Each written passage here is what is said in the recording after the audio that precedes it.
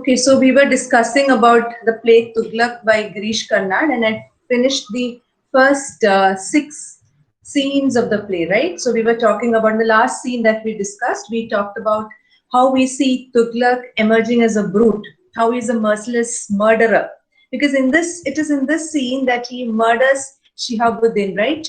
And he also murders he gets the conspirators killed, and he also announces that the dead bodies of the conspirators had to be hanged publicly because he wanted people to learn a lesson, right? And he bans all prayer in his kingdom, right? And what happens is, there's this person called Najib who advises him not to ban, to suspend all the prayer till the arrival of the anticipated arrival of Ghiyasuddin Abbasid, who is a descendant of the Khalifa. So that is where we stopped last. Now we come pass on to scene 7. So we were talking about the shifting of the capital from Delhi to Daulatabad, right? So here in this scene, the setting is the route from Delhi to Daulatabad, where we see Aziz.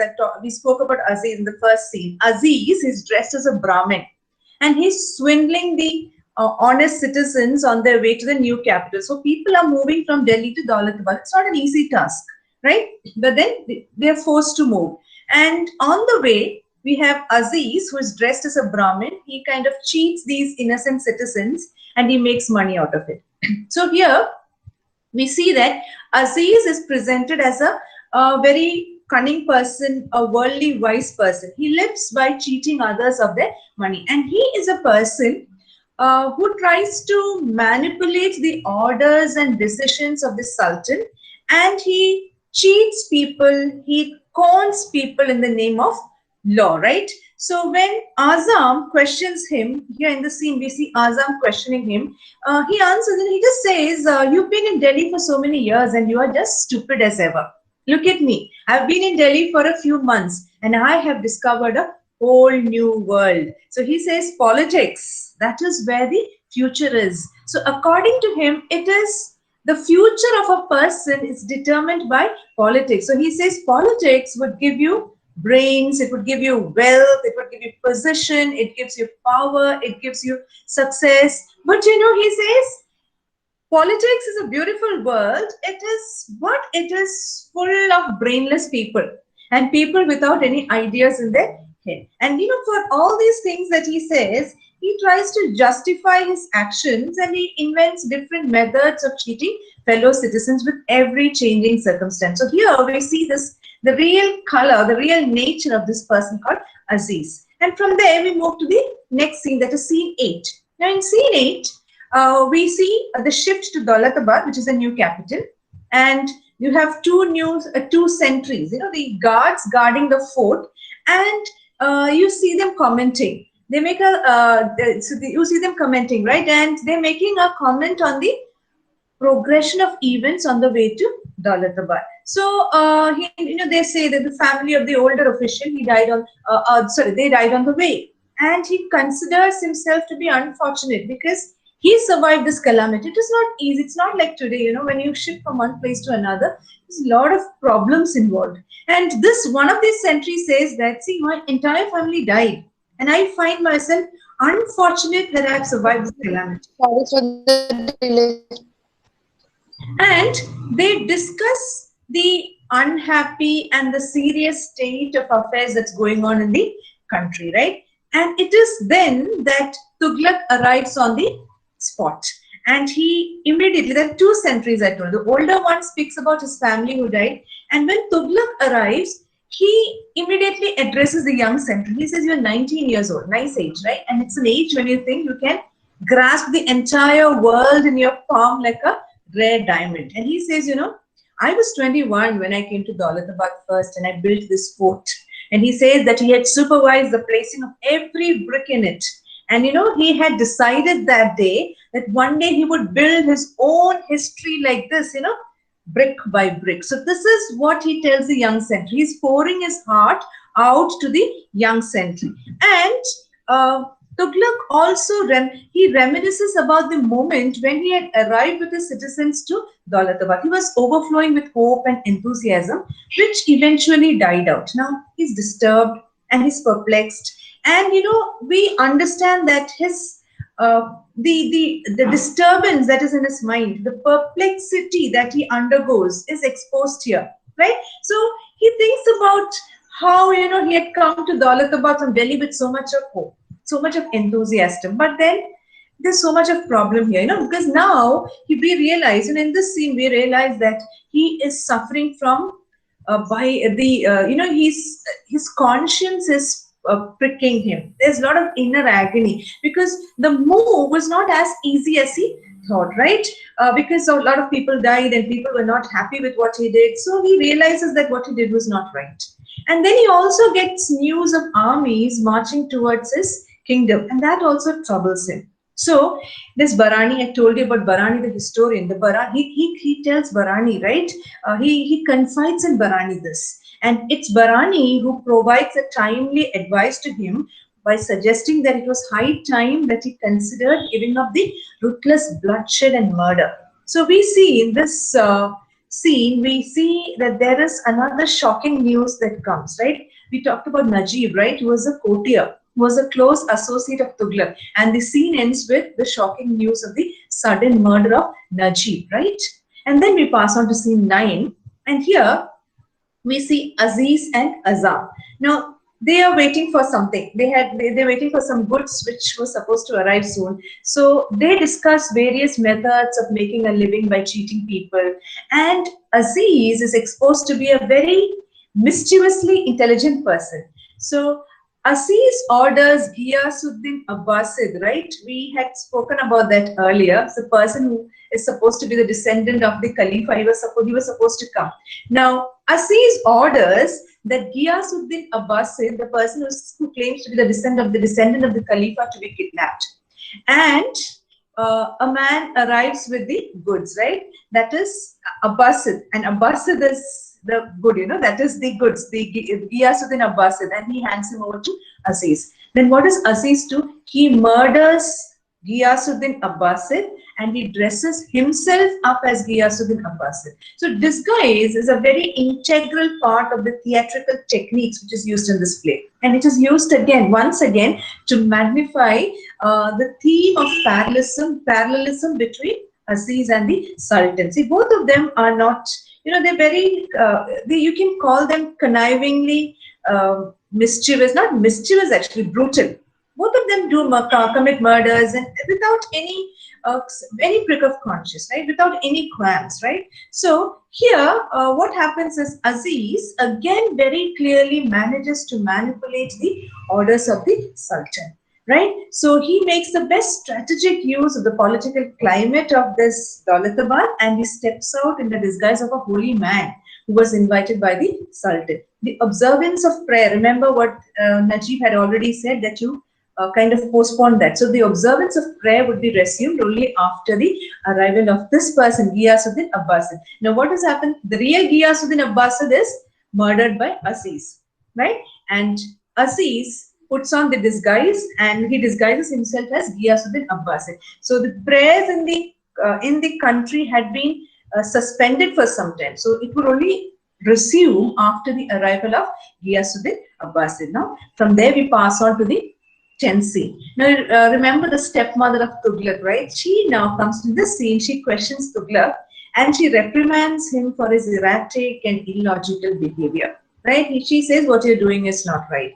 And the proposal of equating the value of copper coins and silver dinars had led to another huge problem, right? Around 500 carts of counterfeit coins had to be exchanged for silver dinars. And the stepmother feared that this would definitely and adversely affect the economy of the country. So Tughlaq is very much disturbed by the death of Najib, right? Because Najib was his advisor in political matters.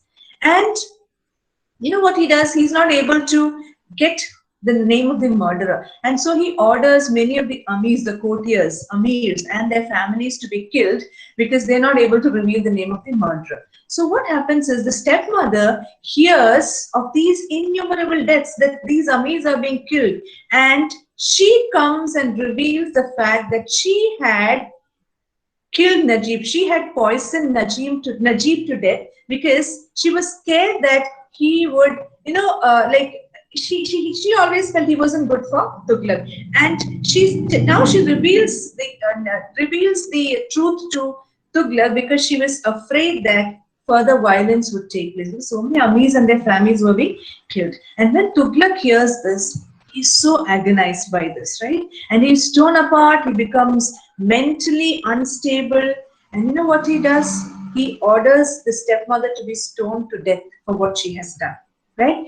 And Tughlaq is further isolated. So two people who really loved him, they're dead, Najib and his stepmother. Now he is further isolated from his surroundings. Now, because see, he even goes to the extent of murdering his stepmother, one of the very few people who was very, very close to him. Now, he appeared like in this scene, in scene 10, you see the helplessness, that aspect of Tughlaq. He's crying out to God. He's asking God to help him, right? So he just kind of pleads, God, please don't let go of my hand, right?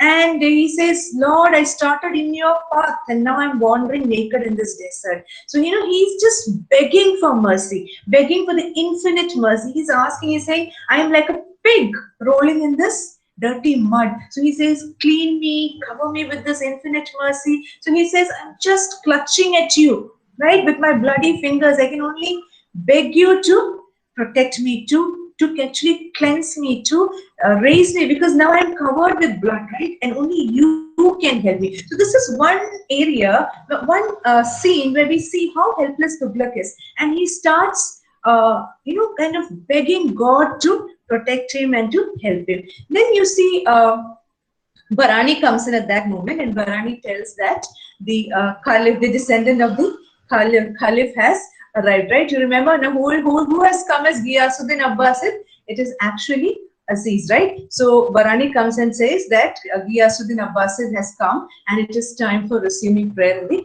kingdom, right? And then we come to scene 11. But the citizens of the country are not very happy. They do not rejoice on hearing the news of the arrival of this holy man, because they are further perplexed. Because, they always, when he comes, prayer would be resumed. That's what they hear. And they are actually confused because they believe that prayer is not the solution for death and famine. Right, all this shifting and everything has created so much of problem. There's famine, there's death, and people have been mercilessly murdered. Many people have been starved to death in the long run. So they feel that prayer can no more save their starving fleas, right? So they're not very happy with this news. Now Tughlaq welcomes Abbasid, right? But it's actually Aziz in disguise, and he uses high-flown words and honorary titles for him, which when you see in the context of the play sounds very hilarious, because we all know that it's actually not Ghiyasuddin Abbasid, it is actually Aziz in disguise, right? And a Hindu woman who has lost her child on the way to Daulatabad immediately recognized Aziz, but she's silenced, right? Then she is immediately stopped from opening her mouth. Then there are riots, and after this, and this is supposed to be, we can feel that this is supposed to be yet another cleverly contrived measure at defeating the will of the citizens. So the citizens do not have any say here. They are not at all happy with what is happening, and they're not happy with what the king is doing, right? And when we come to scene 12, we see Azam, right? He's making plans to escape from the palace with Aziz. Now, Aziz resists these attempts because he believes he's comfortably placed in the Sultan's custody, right? And he also feels that if Azam suddenly disappears, it might give rise to question, right? So Azam voices his fear. He's afraid that he would be recognized. Whereas both of them have been together in this, Aziz and Azam, right? So Aziz is very contented with his circumstances, and Azam realizes the seriousness of the situation, and he pleads with Aziz to escape because he knows that the people have recognized him. And he knows that there would be more riots, and he's scared that the people would rise against him, right? So he realizes the seriousness of the situation, and he pleads with Aziz to escape. But Aziz is very confident, right? And he's like, he's very confident, and he says, I'm not going to leave, nothing is going to happen, right? And then what happens is, Azam is assassinated, scene 13, and Aziz is brought to the Sultan. His identity is questioned, and Aziz seems to be caught. Now, Aziz cleverly absolves himself of all the crime by eloquently arguing that he has been the true disciple of the Sultan, since he has unflinchingly observed each and every order of the Sultan. Now, he says, I am a disciple who has closely imitated your actions. I've obeyed every bit of yours and I've stood by every law. So he reveals the fact that when the Sultan declared the oneness of all religion, he, a common dhobi, was the first to file a suit against the Sultan in the garb of a Brahmin. Remember the first scene, right? He then produced counterfeit currency and obeyed the new law. He plundered people of their wealth and belongings on their way to Daulatabad. Exhausted with all this, he had also killed Abbasid and appeared in the garb of a holy man. On being asked what punishment would be the most appropriate for him, he requests the Sultan to promote him to the post of an officer. Now, the Sultan is amazed at this genius and his deeds, and he appoints him the official of the Deccan, right? So this is what happens. So Aziz is able to fool fool Tughlaq, right? So after hearing all this, Barani, he was the only surviving companion of Tughlaq. He also leaves it, and then Tughlaq realizes that he is alone, right? His isolation is complete. All the people who actually had some kind of feeling towards him have left him, right? And his isolation is complete, and he's a different being altogether, right? And he's not able to sleep, right? So he tries to get some sleep, and then he hears the call for prayer, and he falls asleep. And after the prayer is over, Tughlaq gets up. That's how the play ends. Tughlaq gets up. He wakes up very confused. He had a deep sleep, but he is very confused. So we see, it's rightly then the historians have called Tughlaq the mixture of opposites. He had a lot of good traits in him. He also had a lot of bad traits. So that is the synopsis of the play for you. Now we look at a few major characters in the play. So the first or the most important character is Tughlaq himself, right? So here in this play, we see Tughlaq emerging as a very headstrong and a very idealistic ruler. So he is vulnerable. He constantly admits his mistakes. He allows himself to be punished publicly. All that he does, right? He moves his capital to Daulatabad because it's a city dominated by the Hindus, because he feels that this move would further the cause of togetherness and communal unity. And through this character, the idealism of the Nehruvian era is commented upon. That is what Kannada is trying to do, right? So as I told you earlier, Tughlaq is guilty of parricide. He had killed his father, right? So parricide, and he is often on the defensive when he's questioned of his crime. So, but we also see his uncompromising generosity. We also see a sense of social justice, which embraces all religions and treats them in an impartial fashion. So we can understand that this character is a device that represents a scathing critique of the nationalist notion of communal harmony and religious coexistence, because that were the very ideals that were valorized before independence, but later became an anti-climax with the partition of India, right? So we always insisted on religious coexistence and communal harmony. But what happened after the independence? It was a kind of anti-climax, right? After the partition of India, you see so much of communal disharmony, right? So the opening scenes of this play actually reflect we can say the idiosyncrasies, the eccentricities of this particular character, Tughlaq. So, you see him contemplating to equate the value of copper coins with silver dinars, right?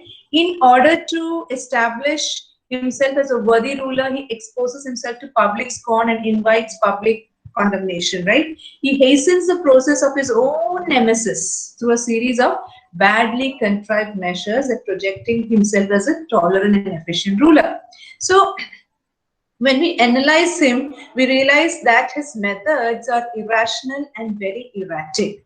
And these methods are severely criticized by many of his courtiers and citizens. So we see how Tughlaq emerges as a shrewd contriver. He's a very ambitious, you can say mercilessly ambitious ruler. So he is responsible for the assassination of Sheikh Mohammed, right? The severest critic, because it is Sheikh Mohammed who accuses him of parricide and also being un-Islamic. He stabs Shihabuddin when he tries to conspire against it, right? So we see Tughlaq is actually doomed of his own, because of his own follies, because of his own failures. He becomes a very insensitive murderer, right? And the height of his insanity is reflected in the latter half of the play, because he becomes, it is a kind of divided self that we see.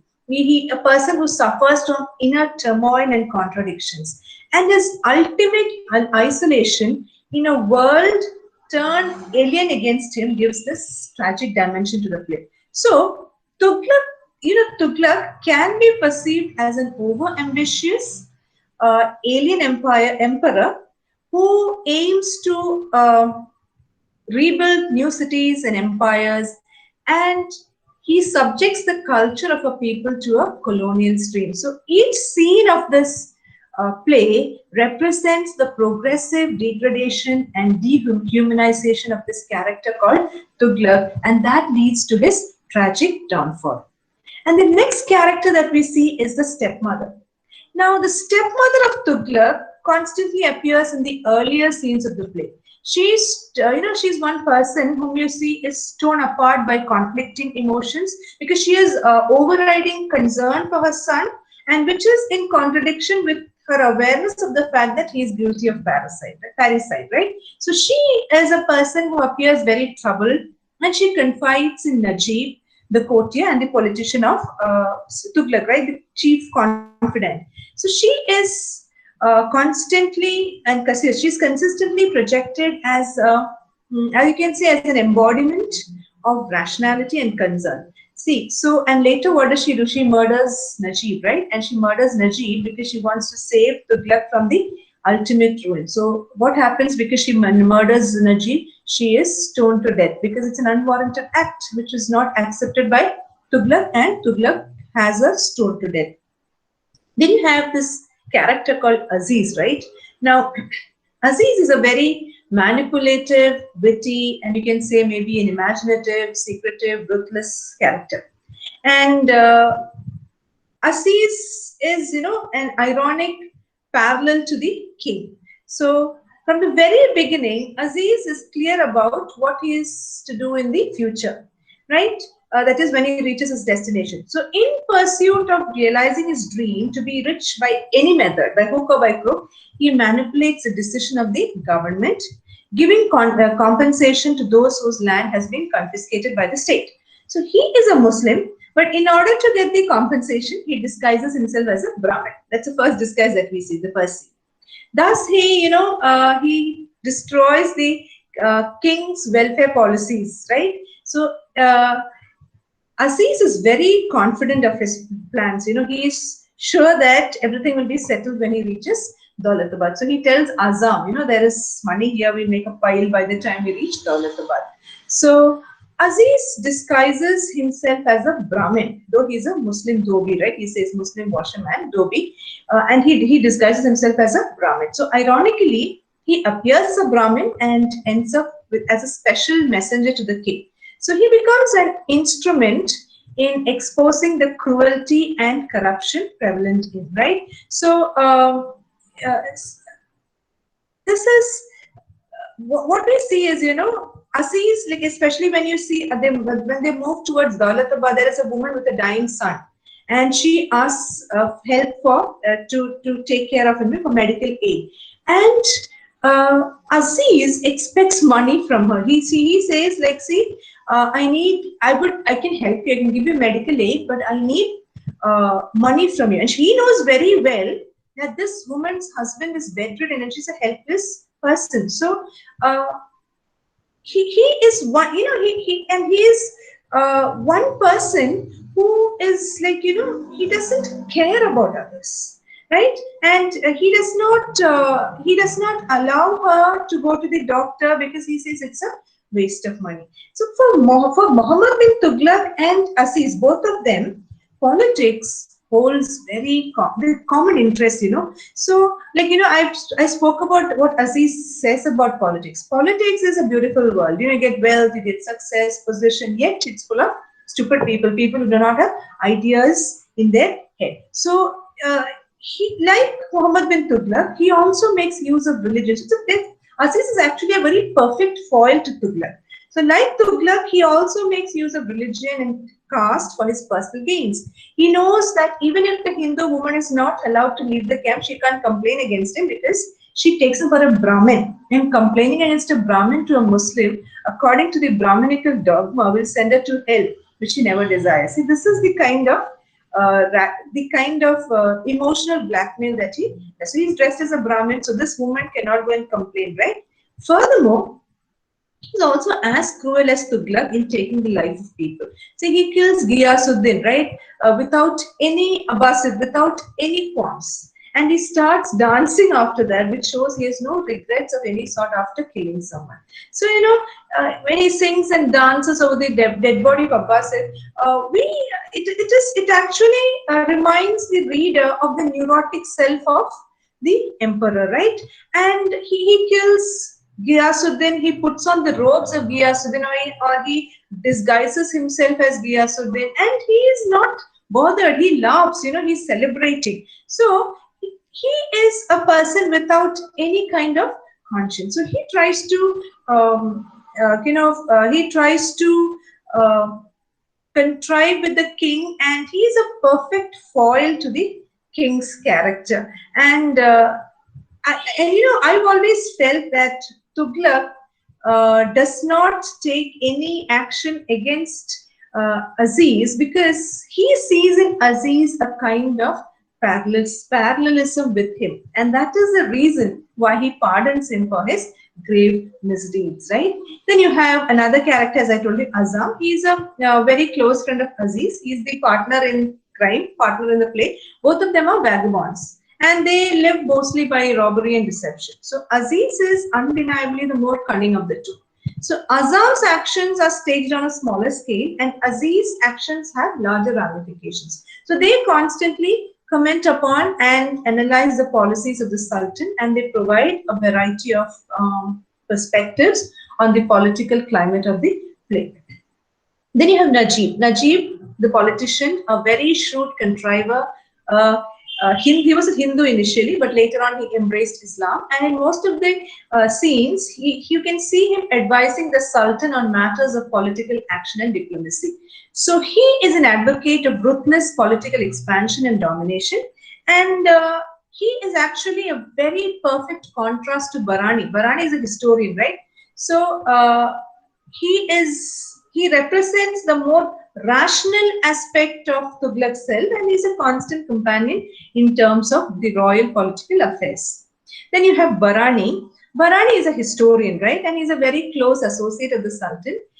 He witnesses and records history unfolding before his eyes. So that's what he does, historian. So he radically differs in his opinions from the more rational Najib, and is more interested in looking at events in a relational and humanitarian point of view.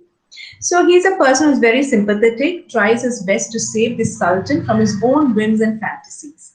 So the stepmother confides in Barani, and she advises him to guard the Sultan from his temperament. And then you have Sheikh Imamuddin. These are some of the major characters. He's a Maulavi, right? And probably the harshest critic of Tughlaq. So he openly proclaims Tughlaq to be un-Islamic. He invites his hostility. And he's one person who gives public lectures, and he condemns Tughlaq for his guilt of parricide. He tries to influence the general public through many inflammatory speeches, right? Inflammatory speeches. He derides the actions of the Sultan in public. But later on, we see how he is murdered in a cleverly crafted plot by the Sultan. Tughlaq himself murders him. So these are a few characters of the play. And so I have given you a brief overview of the play, the synopsis of the play, and also about the characters. Now we can continue. There are a few more topics to discuss. We'll continue in the next class. So I'll stop with that for today. I hope it's clear to you. Any questions?